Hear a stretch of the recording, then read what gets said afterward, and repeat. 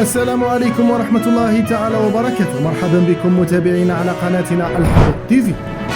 تحية طيبة للجميع وتحية طيبة لكل متابعينا عبر تراب الوطن.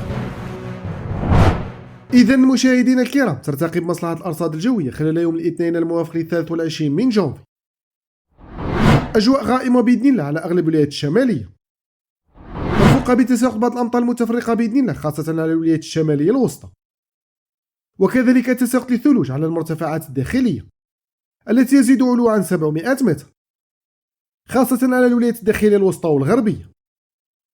بداية بالولايات المعنية بتساقط الأمطار خلال يوم الاثنين هي كل من ولاية سكيك، دجيج، البجاية، تيزي وزو، برج بوعريريج، البويرة، بومرداس، الجزائر العاصمة، تيبازا، البليدة، المدية، وكذلك كل من ولاية عين دفلة، شلف، تسمسيل، تيارت، وولاية سعيدة.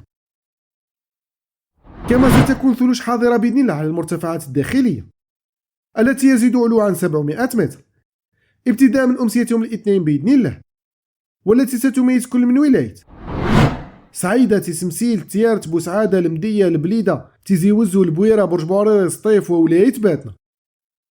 شكرا على المتابعة، ولا تنسى الاشتراك في القناة لنوفيكم بكل المستجدات.